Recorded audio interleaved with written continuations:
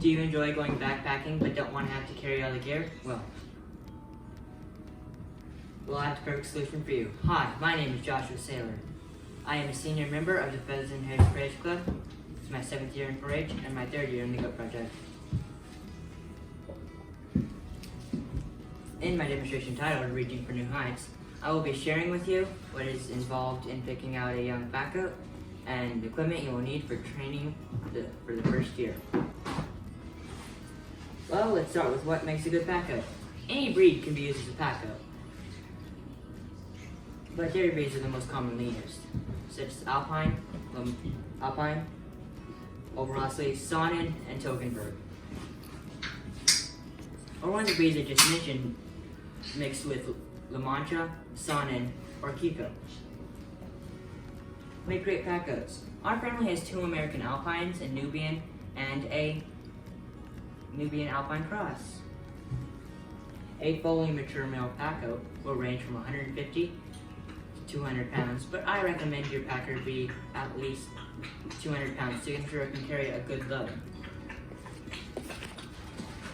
Height is another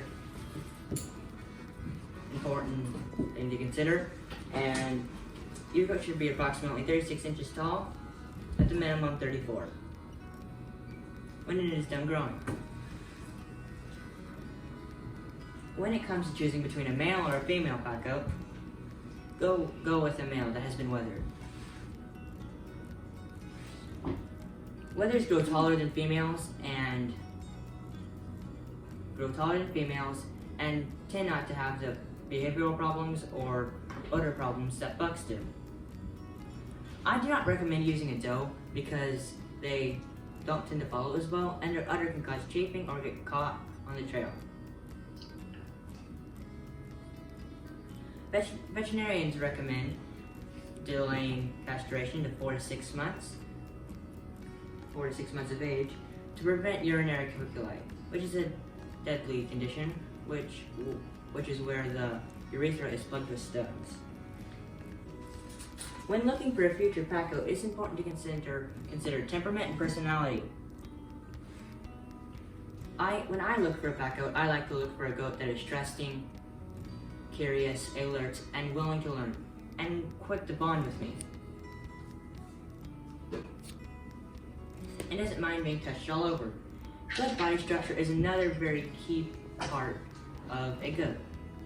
When you're picking out a goat, you want a goat that is not very thin and has good bone thickness, because it can break a leg on the trail. I have 6 very important points of information I would like to share with you today. Top line, nice and straight. Second, the back should be nice and level. That way your goat does not appear to be standing uphill or downhill. The legs track straight back when it walks, and legs do not bow in or out. Bone size, the cannon bone should be 1/3 the length of the upper leg bone. The length of the hips and shoulders should be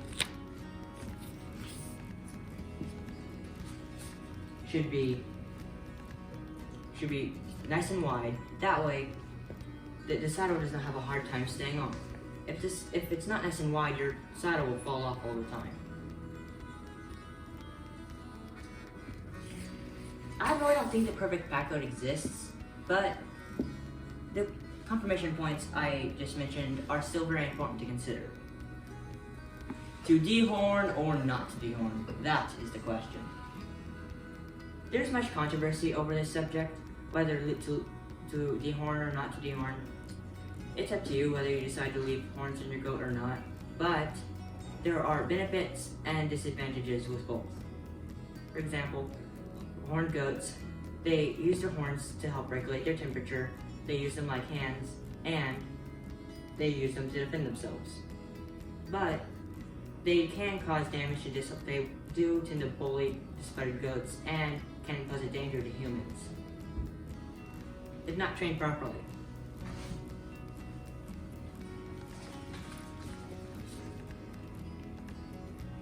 Now that you have picked out your pack goat, you are ready to begin gathering the equipment you will need to train your goat. First you will need a collar. They do make halters, but our goats tend to dislike them. The best thing I found is an adjustable dog collar with an aluminum buckle. The aluminum buckle is for extra strength. The plastic ones I found to break easily and quickly. Be sure that it's at least 2 inches wide and 2 inches wide. That way it fits comfortably on your goat's neck and it does not dig in.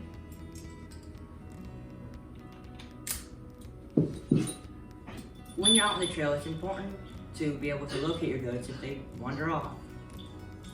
Bells are very useful. This can be used for a goat that has wandered off. To locate it, you can identify it just by the sound of the bell, and it lets hikers know you are coming. And if they have a dog, they know you are coming. That way, they can put it on its leash. This one is my goat's Snickers bell. This one is Gandalf's. And this one is my dad's goat, Thomas's.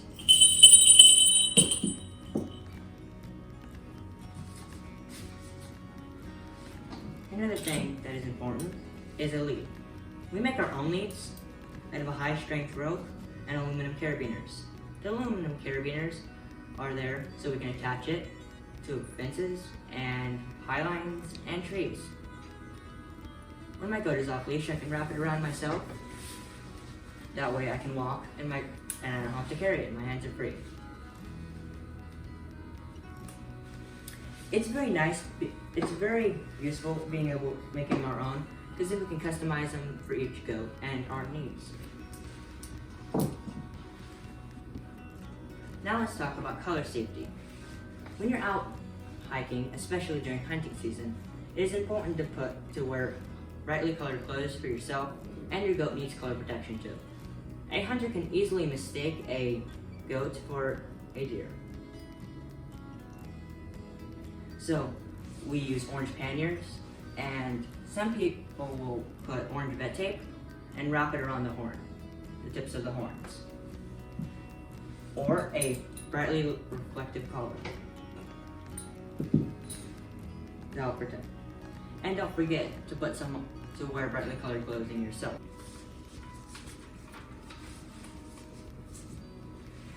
When I'm hiking and backpacking, I can take along a nice, sturdy, strong stick that I can use to steady myself, block my goats from passing me, and fend off a dog if it is attacking my goats or a predator. So a stick is a very valuable tool on the trail.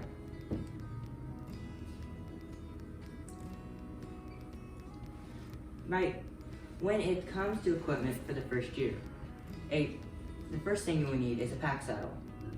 The soft pack saddle is used for training your goat to go over logs, through water, and brush with a heavy load. The bulkiness causes problems that your goat needs to get used to.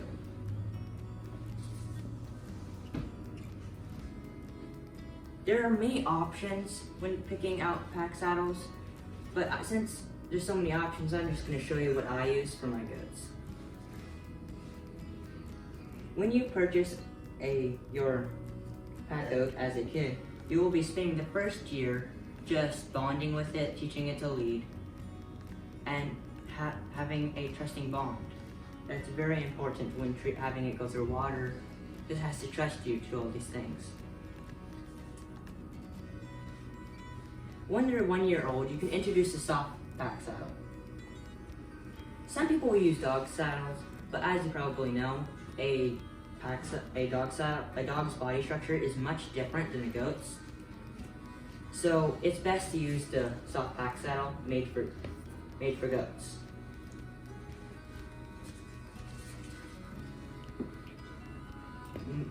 My bags allow me to detach them so they can be weighed separately, and it is important when weighing them to make sure that they both weigh within 4 to 6 ounces of each other, That way your goat's saddle does not sag on one side more than the other.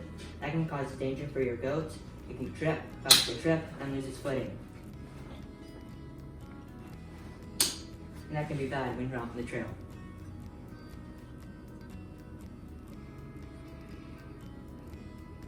A fully grown goat can carry 25 to 30% of its body weight. But a 1-year-old goat should only really carry 10% of its body weight. For example, my 1-year-old goat, Gandalf, is approximately 100 pounds and should only carry less than 10 pounds. This is my adult training pack saddle. As you can tell, it is made for a lot heavier weight and longer distances. It has aluminum trees, which are made for a lot more weight than these clips. In conclusion, I would like to remind you of several key points that are very important to remember when picking out a pack goat. Breed, size, gender, weight, conformation, and personality. Be sure to have a properly fitting collar, bell, collar protection, and a carry protection such as a stick.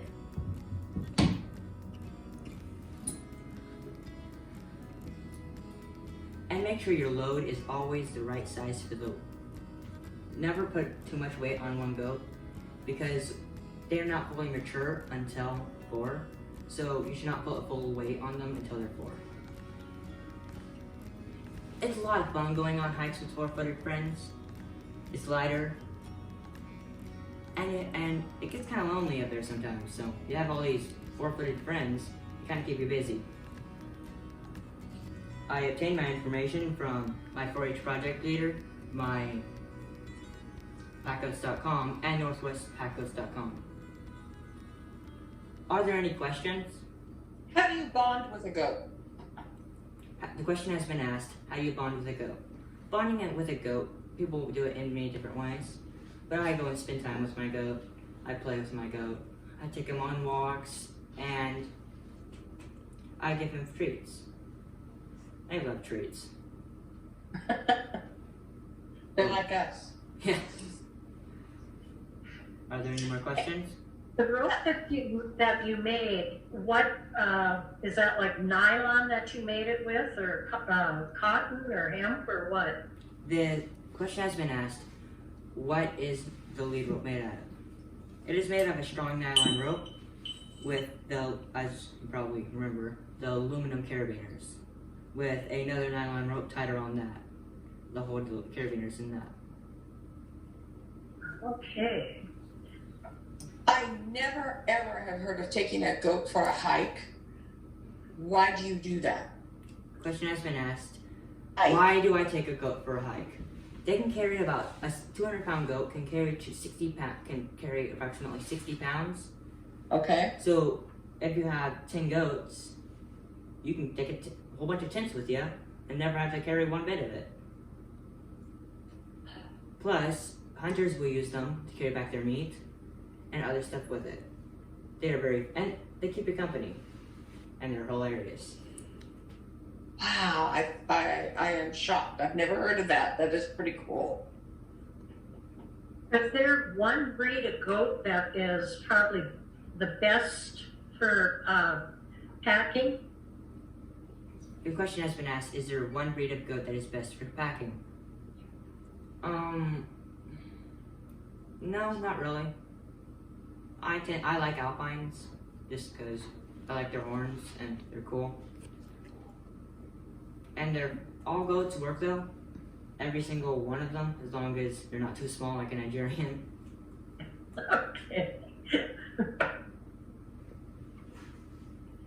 Do you have to feed them, these pack goats, do you have to feed them any kind of special diets or anything? Question has been asked, do I have to feed these pack goats special diets? No. We put them on pasture every day. We feed them hay. And we don't give them grain because of the urinary cocci. but when you're out on the trail, you will just give them, they just eat along the way, and you let them stop it. When you stop at night, they eat grass. So they're grazers. They like to eat along the way and up high stuff. So.